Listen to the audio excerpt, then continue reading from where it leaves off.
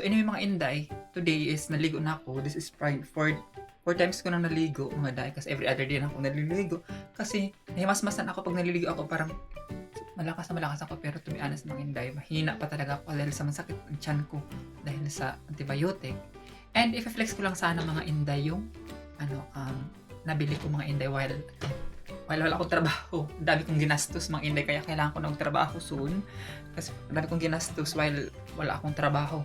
So i-flex ko lang mga inday yung nabili ko sa sarili ko kasi magba-birthday si William. So syempre mga inday, gusto ko na maka-experience din ang mabangong perfume. Ayan, so ayan. Yung coworker ko sa Ativanji, may mga siya mga inday, mga freebies ba. Tapos may binigay siya sa akin perfume na isa. Tapos in-spray ko, bango naman ito. Tiyempo, andun yung sa coworker ko nga, si Christina ang pangalan. Yun, sa Christina mga inday, siya, yung tawag nito, mahilig siya sa mga perfume na mga, alam niya lahat ng mga perfume. Kaya sabi ko, anong perfume na to? Tapos sinabi niya, ito nga daw. Ayan. St. Laurent. Ayan. Ito daw. So, kinuha ko siya mga inday. Ayan yung niya. So, binili ko siya mga day. Ayan. So, first ever ko perfume ng ganito. So, tanang buhay ko mga inday. Ngayon ako nakapag-perfume na medyo mahal-mahal ng ganito. So, nabili ko to lang siya mga inday is $126 siya mga inday. Dalawa na siya. So, isang spray lang kasi mahal.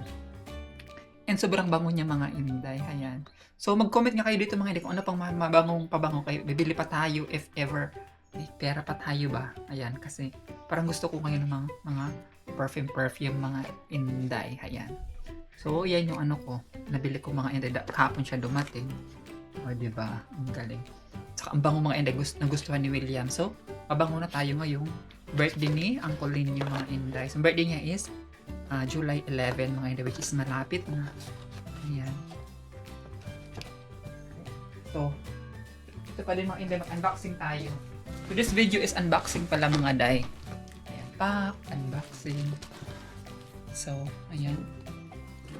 So, alam niyo mga inday, this past few months, nagkalagas-lagas yung buhok ko na yun. Parang nagkalagas-lagas na ba?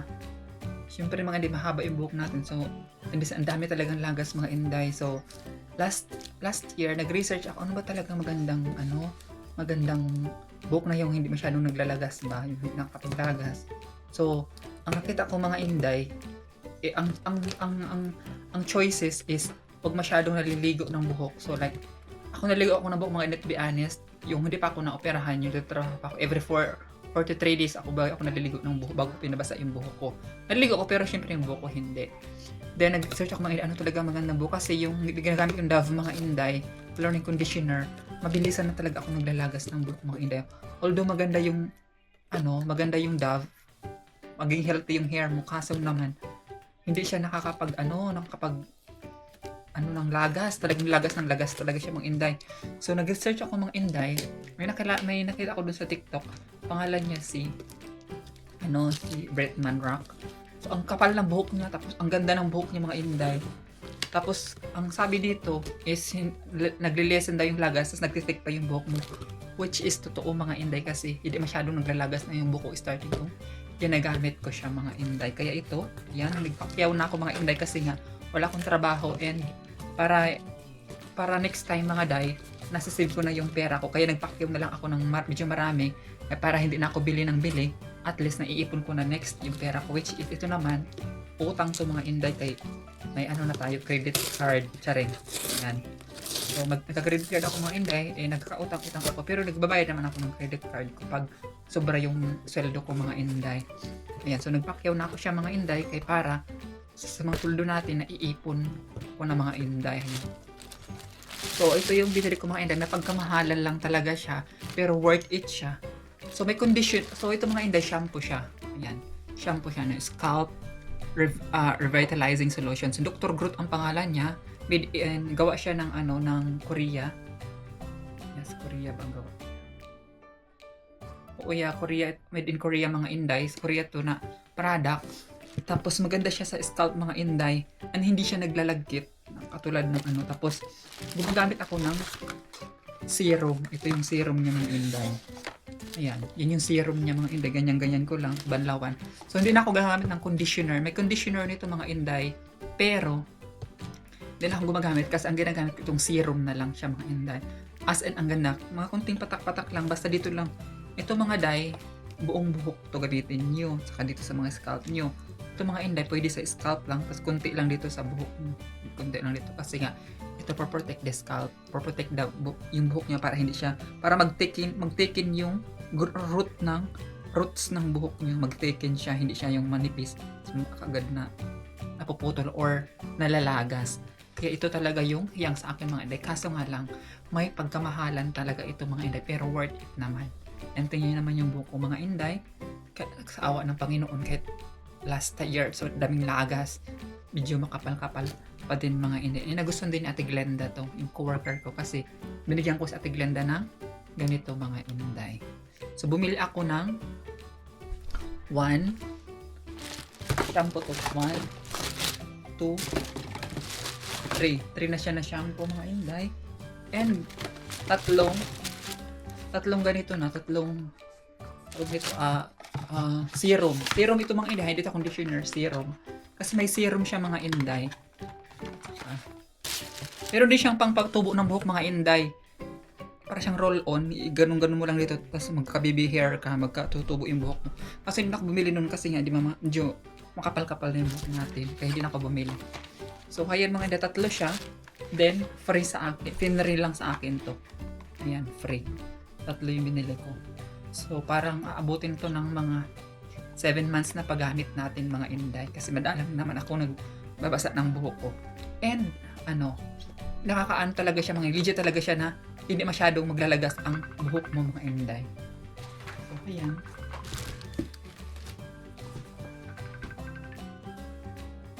Hello, Day! Charing. Andiyan na kayo? Andiyan na kayo? Oo. Sige, lalabas na ako. Okay, nakag-ano pala ako. Sige. So, yung mga inday, may ako. Subscriber na nag-visit sa akin dito. Nakakahiya. To be honest, nahiya talaga ako mga inday. So, visit. Puntahan natin.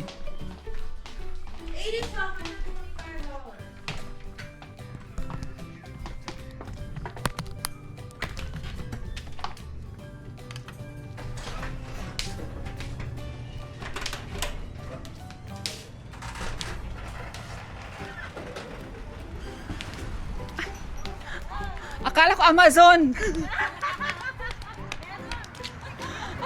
Hala, tingnan yung mga inday yung nila. Hoy! Hi, Nelly, meet you. Oo nga. Hi. Hoy! My wife. No! Oh my God.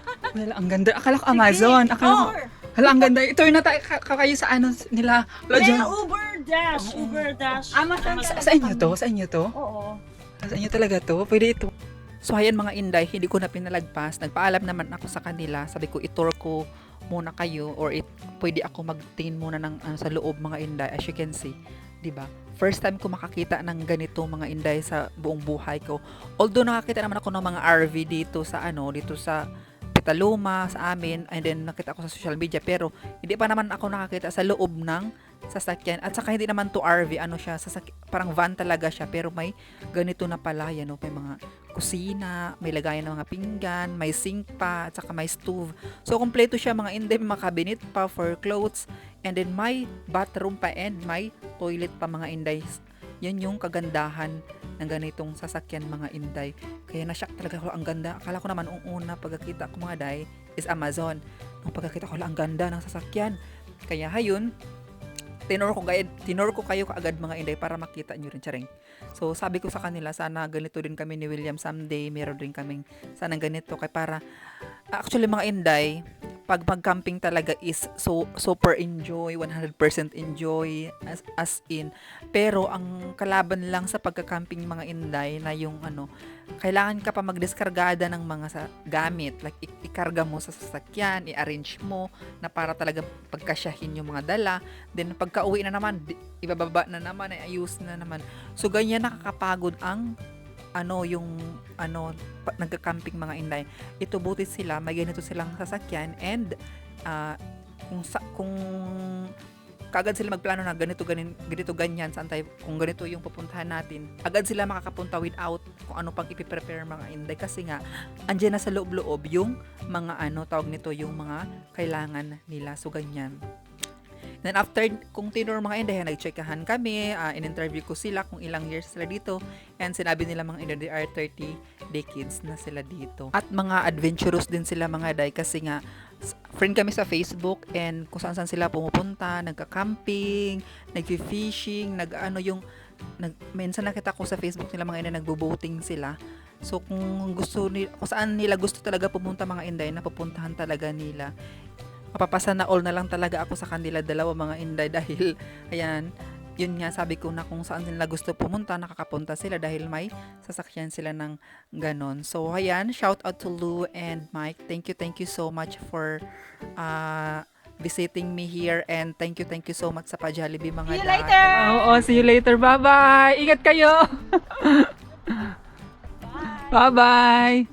Thank you sa Jollibee, ha? Oo nga eh. Oo, ingat kayo. Bye-bye! Shout out sa Power 10. Mga friends ko. Oo, Shout out sa friends ko. Kala Miki, Mira, Maika, Joy, Bebe, si Shower, Lisa. We are the Power 10. Mga bading yun. Oh. Ingat kayo. Mga pinaka-sexy. Thank you. See you soon, guys. Thank you. Bye-bye. Ingat kayo ha. Ingat. So, yun ang Inday, I'm back. So, may duman sa akin na subscriber ko mga Inday. Fan din ako nila. Kasi, starting nung in-add friend nila ako mga Inday, tinitingnan ko talaga yung mga my day nila, yung mga post nila mga Inday. Nag-aano sila yung kung saan sila pumupunta mga Inday, kasi may sasakyan sila. Ang ganda ng sasakyan nila. Yun nga dito sa video. Yung akala ko Amazon, pero ang ganda ng sasakyan talaga mga Inday. May kitchen, may bed na, may CR pa, kumpleto lahat mga Inday. Kaya kung saan sila pupunta, pwede sila mga Inday, kasi yun talaga yung dreams ko na mayroon kami din ni William, kasi alam niyo naman si William, mahilig din siya sa mga tawag nito, mountain. So perfect yun talaga na sasakyan mga Inday. So sana someday magkaganon din kami ni William mga Inday. And tingnan niyo mga Inday yung binigay sa akin. Actually nag-craving ako dito kahapon. Sabi ko sana may magbigay sa akin ng Jollibee mga Inday. So ang sinearch ko dito is Santa Rosa mga Inday, Filipino food sa Santa Rosa. Naghanap ako ng Jollibee. Wala. Pero mga Inday, alam mo yung dasal ko mga Inday, dininig ng Panginoon. May nagbigay sa atin ng Jollibee. Thank you so much. Mga Inday, oh. Oh my God, Jollibee. Kakain tayo mga Inday. Hindi pa ako kumain kasi mga Day. Tingnan niyo. Oh my God, may red ribbon pa. Oh my God, thank you so much. Hala. Thank you so much, Day. Oh, may ubi siya. Yan, kainin natin itong mga Inday. Tamang-tama. Kasi may sakit tayo sa tiyan. Sarap ito sausaw sa kape. Ayan. Pandesal mga Day. Oh my God, sarap. Thank you so much, Day. Thank you. May ubi pa siya mga Inday. Ang sarap. Oh my God, amoy pa lang sarap na. So, ito mga Inday. Kainin natin to with a coffee kasi bumili ako sa Filipino store. Bumili ako ng Energin ba mga Inday sa Filipino store. So, ayan. And binigyan tayo ng Jollibee. Oh my God, gravy. Sarap. Kain tayo mga Day. Oh my God, ang daming fried chicken. Thank you so much, Day. Oh my God, thank you. Thank you. Thank you sa dalawang, couple. Thank you so much, Day. I love you so much. Ayan mga Day. Oh my God, palabok, favorite ko! Favorite natin Glenda to mga Day. Ayan. Palabok. Pag andun kami sa andun kami sa facility, nagdala yung boss namin ganito. Kami ate Glenda, favorite namin tong palabok talaga. And spaghetti mga Inday, masarap din yung spaghetti ng gusto ko din ang spaghetti sa sa Jollibee mga Inday. Pero yung spaghetti natin na niluluto natin, hindi ko gusto. Pero yung spaghetti ng Jollibee, gusto ko mga Day. And may peach pie. Ayan mga Day, pakain ko to kay William, tag-isa kami. So thank you so much Day. Before that, magkain muna tayo mga Inday kasi nagugutom na ako. Excited na ako kainin yung palabok natin. So kain muna tayo mga Day. Ako lang kakain ito mga Inday, hindi ko nabigyan si Uncle Linyo. Kasi favorite ng spaghetti din Saka itong palabok. So, thank you so much mga Inday. Ang gaganda nila mga Inday. Ang liliit lang pala ng mga tao. Sobrang tangkad ko. Pag tingin ko ang tangkad ko.